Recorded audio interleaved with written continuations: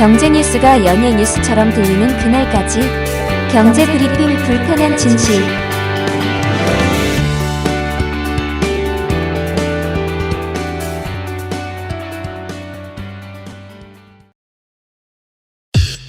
EPD의 픽.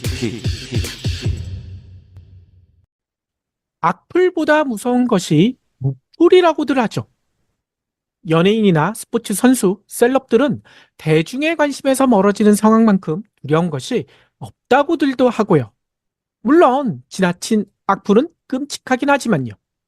그런데요, 주식도 마찬가지 아닐까요? 주식 투자자들의 관심에서 사라지게 된다면 그야말로 낭패일 수밖에 없잖아요. 거래는 줄고 주가는 떨어지고 심각한 악재가 될 수 있다는 거죠. 실제로 케인즈는 이런 얘기를 했죠. 주식시장은 미인대와 비슷하다. 실적이 아무리 좋고 내가 아무리 높게 평가하는 그런 종목이더라도 다른 사람들이 나쁘다 하면 그건 나쁜 종목이다. 미인대처럼 주식시장도 내가 좋다고 생각하는 주식보다 남들이 좋다고 하는 주식에 투자해야 성공할 수 있다. 이렇게 얘기했잖아요. 네. 마치 인기 투표하는 것처럼 말이죠. 근데 이를 달리 표현하면 사람들의 관심을 끄는 주식의 주가가 오를 가능성이 높다는 이야기도 되죠. 반면에 사람들이 관심을 끊고 싫어하는 그런 종목, 해당 주가는 떨어질 수밖에 없다. 이렇게 볼 수밖에 없다는 거예요. 테마주가 주제만 바꿔서 인기를 끄는 이유가 바로 이런 데 있는 것 같아요. 그렇죠. 그런데 갑자기 이렇게 무풀, 미인대 등을 언급한 이유가 있습니다. 주식 투자자들은 물론 대중의 관심을 한 몸에 받다가 최근 들어 급격히 관심에서 멀어지는 주식이 하나 있거든요. 그런데 이 주식 진짜 놀라워요. 극기아 증권사가 보고서를 쓰면서요. 그 해당 주식에 대한 목표 주가, 투자 의견 이것도 제시하는 걸 거부했어요. 오. 이런 적이 있었나요? 우리나라 증권사의 리포트 대부분은 매수 의견이잖아요. 이거 경불진에서도 여러 차례 알아봤고 지난해에서도 설명드렸다시피 국내 증권사 리포트에 매수 의견이 무려 82.9%, 중립은 5.1, 매도 의견은 겨우 0.1 이것밖에 안 돼요. 근데 아예 의견을 제시하지 않는 경우 혹시 보셨나요? 저는 처음 보는 것 같아요. 글쎄요. 예, 제가 증권가에 아는 친구한테 물어보니까 자기도 이런 경우는 본 적이 없다. 매우 이례적이다. 이렇게 얘기하더라고요. 정말 이 종목 앞으로 관심도 두지 말아라. 이렇게 얘기하는 것 같은데요. 도대체 어떤 종목일까요? 그리고 이런 대담한 평가를 한 증권사는 어디일까요?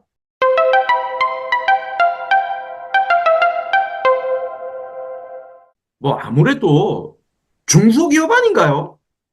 중소기업이 아니니까 이게 더 주목받는 것 같습니다. 주인공은요, 바로 요즘 말도 많고 탈도 많은 정용진의 이마트예요, 이마트. 이마트를 평가를 거부했다고요? 그러니까요. 그리고 도발적인 리포트를 낸 곳은 신영증권입니다. 신영증권. 신영증권은 경불진에서도 여러 차례 언급했죠. 매년 반성문을 쓰는 곳이다.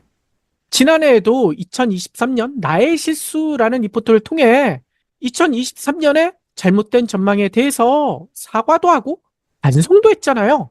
이 틀려도 이거 나만 틀렸어? 쟤네들도 다 틀렸어. 하고 그냥 넘어가는 다른 증권사와는 달리 이 신영증권은 어떤 실수 때문에 잘못 전망했고 이거를 자세하게 설명합니다. 그리고 같은 실수를 반복하지 않겠다. 라고도 약속까지 해요. 그래서 투자자는 물론 전문가들에게도 큰 박수를 받고 있죠. 근데 이번 리포트도 이렇게 한 반성이 그냥 보여주기식의 반성이 아니었다는 것을 증명하는 것 같더라고요. 네. 신용증권 하니까 지난주에 전국 노래자랑 하차한 김신영이 생각나네요. 진짜 김시영 씨 관둔 것도 좀 안타깝고요.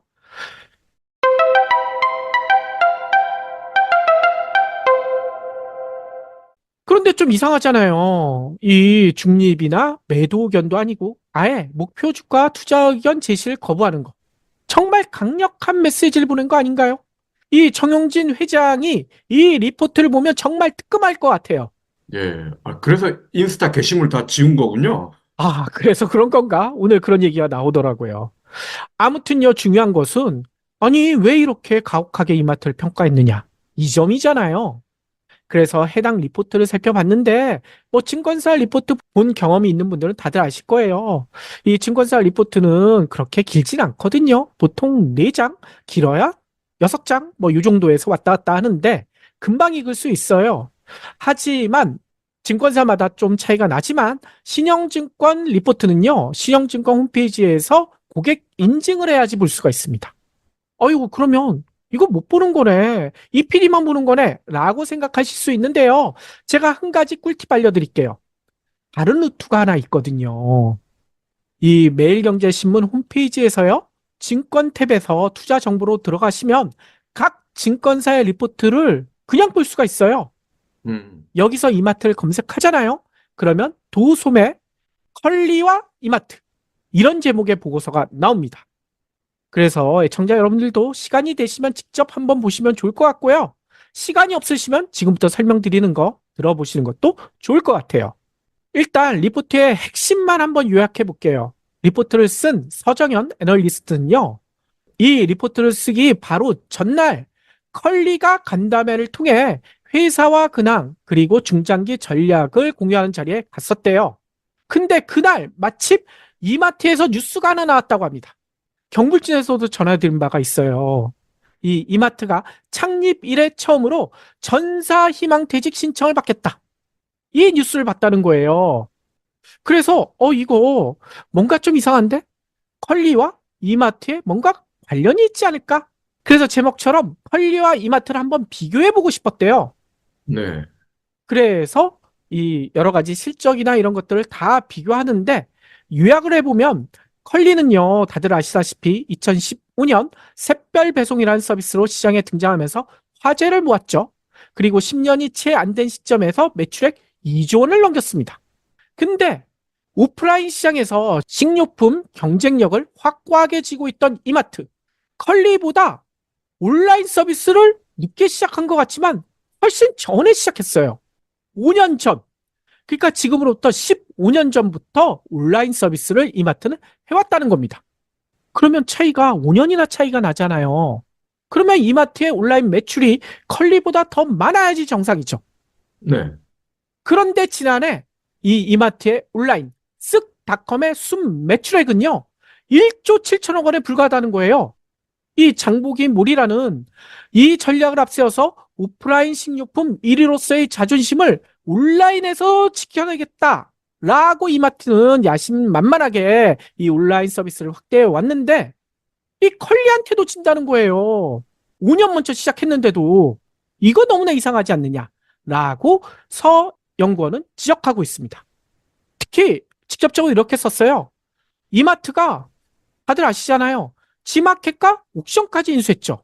그래서 이를 통해 비식품 온라인 공급까지도 하고 있는데 뭐 팡에 뒤지는 건 그럴 수 있다라고 치겠지만 심지어 컬리한테 사업을 못하는 거 이건 좀 이상하지 않느냐. 의문을 제기하더라고요. 네. 그래도 진짜 이유가 뭘까? 일단 서 애널리스트는 이걸 짚습니다. 지난해 이마트는 사상 첫 순이익 적자를 기록했는데 언론 보도에서는 연결 종속 회사인 신세계건설 이 실적 부진으로 인한 적자라고 이렇게만 설명하고 있대요. 근데 이건 뭔가 부족한 거 아니냐. 이건 너무 피상적으로만 파악한 거다라고 불만을 터뜨려요. 왜냐? 이마트의 별도 기준 영업이익이요. 10년 전과 비교해서 늘어나도 시원치 않을 판에 지금 현재 4분의 1 토막이 났다는 거예요. 10년 전에 비해서요. 수치로 보면 8천억 원이 넘던 영업이익이 지금은 2천억 원. 10년이 지났는데 2천억도 채우지 못하고 있다는 겁니다. 이건 정말 경영을 잘못하고 심각한 거 아니냐는 거죠. 예. 이유가 있을 것 같은데요. 서 연구원은 이걸 짚어요.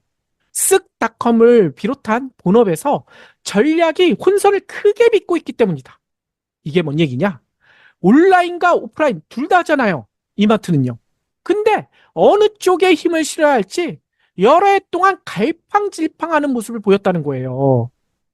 온라인에 힘을 실어야 할지 오프라인에 힘을 실어야 할지 매번 왔다 갔다 했다는 겁니다. 게다가 장보기몰, 이 온라인을 하는 그 장보기몰이라고 하지만 다른 카테고리도 너무나 잘하고 싶은 거야. 자기들이 일이니까 내가 하면 다 잘하겠지. 이런 욕심에 다른 걸 버리지 못하고 있다는 거예요. 그러니 이도 저도 다 못하는 이런 최악의 결과로 빠지고 있다는 거죠. 특히 앞서도 잠깐 얘기했지만 쿠팡을 앞서기 위해서 지마켓과 옥션 이거 인수했지만 다들 이렇게 얘기하죠. 이거 무리한 인수다. 게다가 인수한 다음에도 물류 통합을 이뤄내지 못하는 바람에 영업권은 날아가 버리고 송차손으로 회계 장부를 얼룩지게 만들고 있다. 라고 서영권은 강조합니다. 네. 이건 좀 의외네요. 지마켓 옥션을 인수했는데도 물류를 통합을 안 했다? 이걸 안 할 거면서 왜 인수를 한 거죠? 그러니까요. 지금 각각 배송하고 있지 않습니까? 혹시 그러면 이게 개선될 여지는 없을까? 이에 대해서 연구원은 딱 잘라서 얘기해요.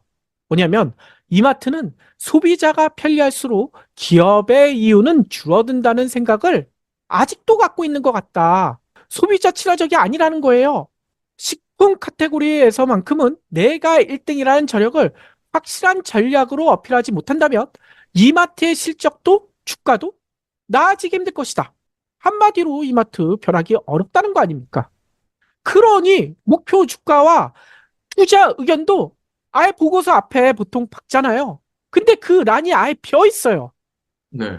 제시하지 않은 겁니다. 물론 보고서 맨 마지막에 가면 완전히 제시하지 않은 것 같아요.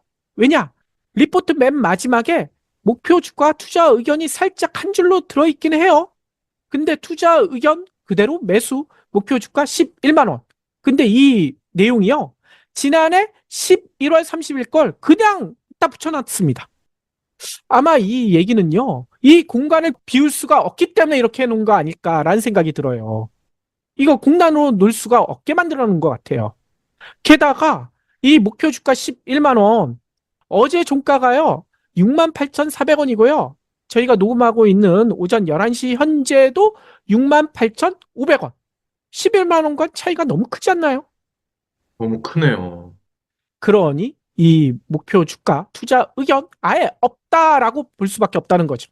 뭐 신영증권만 그러겠습니까? 다른 기업들도 이마트를 당분간은 비슷하게 생각할 것 같은데요. 그러니까요. 그런데 증권사 리포트는 최근에 나온 건 없고요.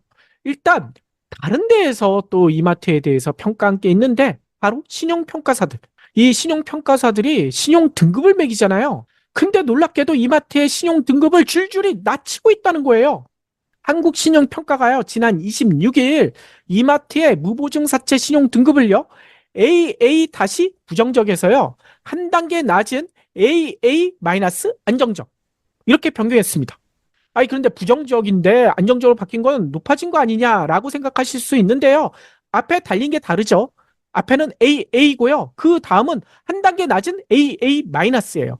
이보다 앞서 지난 22일에는 나이스 신용평가가요. 이마트의 신용 등급을 AA 여기도 마이너스로 강등했고요. 이뿐만이 아니에요. 이 이마트 노사 갈등 조짐까지 보이고 있잖아요. 이 이마트가 전사 차원에서 창사 최초로 희망퇴직 신청을 받겠다. 이 뉴스 전해드린 바가 있는데 이러자 노조가 가만히 있겠습니까? 노조가 언론을 향해서 적극적으로 비판하고 나섰는데요. 이렇게 얘기합니다. 신세계를 국내 11대 기업으로 성장시킨 이마트 사원들이 이제는 폐장병 취급을 받고 있다. 자존심 상했다는 거예요. 네. 백화점 존재감이 미약할 때 이마트라는 할인점 성공으로 그룹을 키워온 사원들에게 나가주길 바란다는 신호를 보내고 있다. 실제로 신세계 백화점을 롯데한테 많이 뒤졌잖아요. 그나마 이마트가 나오면서 이 어느 정도 롯데와 대응이 가능했잖아요. 근데 그 공로를 인정 안 하는 거 이거 우리는 못 받아들인다. 이 얘기잖아요.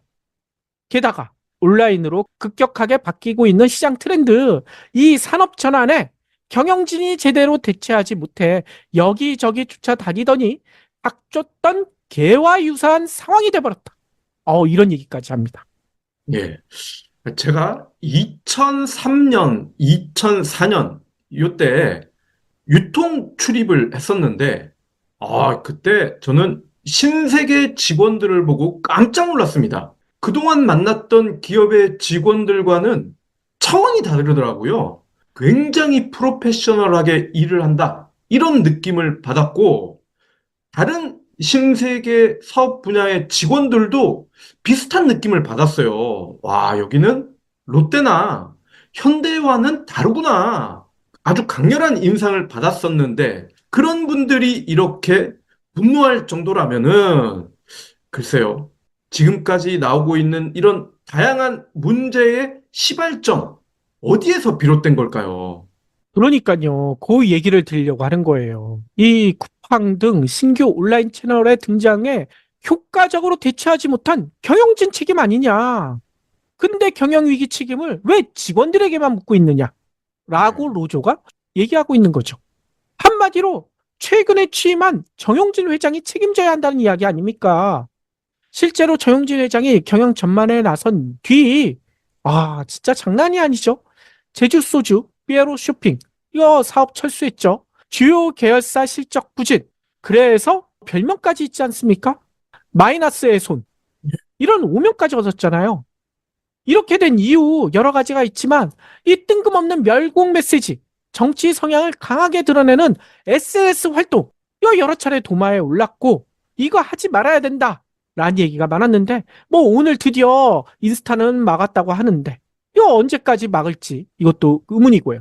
이런 정용진의 존재 자체가 회사 경영에 도움보다는 손해를 불러온다라는 지적이 엄청나게 많지 않았습니까? 맞아요. 그리고 신세계가 막 성장할 때는 정용진이 그닥 입김이 세지 않았을 때였단 말이죠. 이 과거만 보더라도 정용진이 책임이 크다. 뭐 충분히 설득력이 있습니다. 근데 정용진이 책임져야 할 게 이마트, 신세계뿐만이 아닌 것 같아요.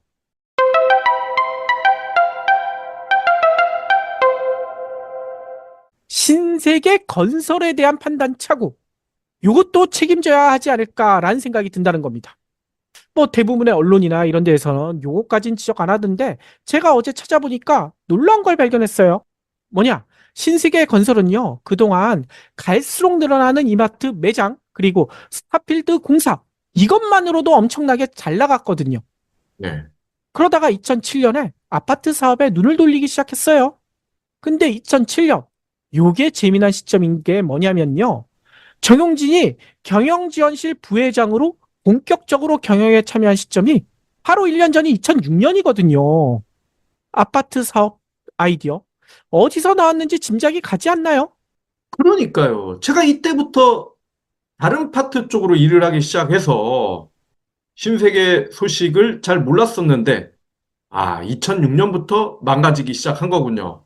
뿐만 아니라 2007년에 이 아파트 사업에 진출했는데 바로 그 다음에 뭐가 왔는지는 다들 아시잖아요.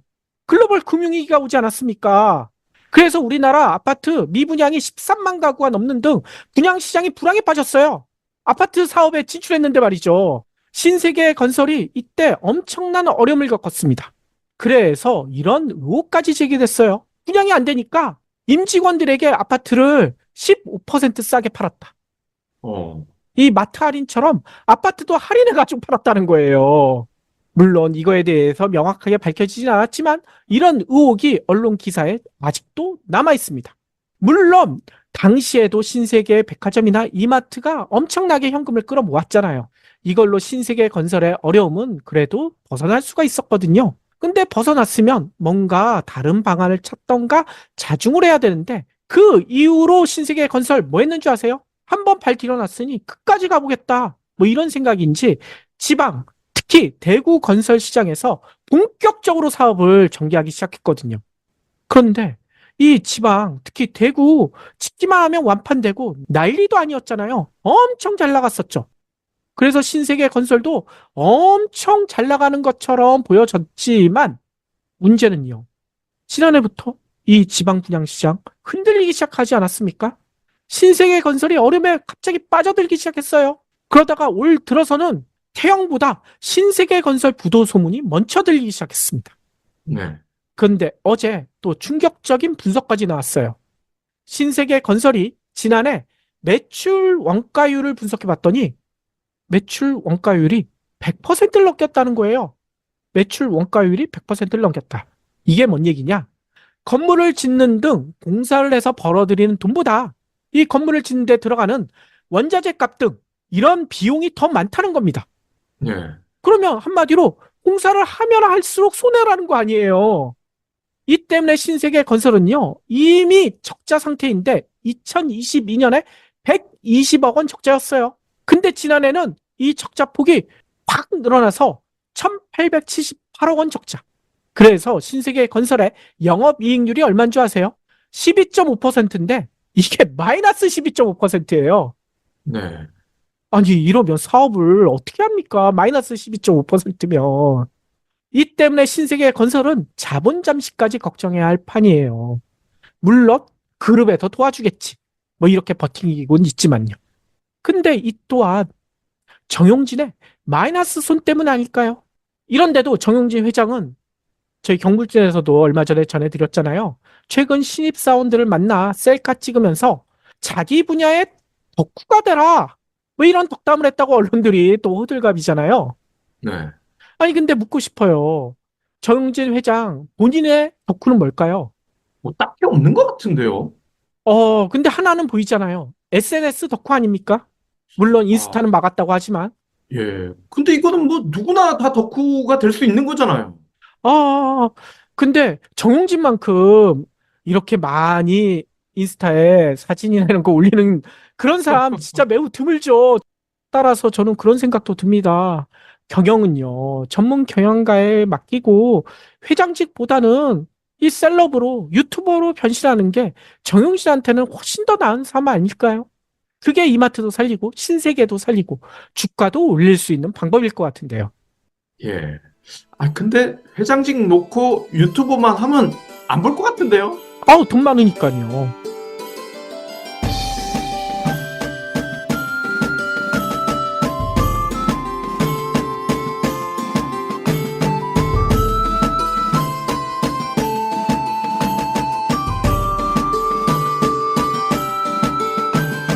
경불진 완주해주셔서 감사합니다.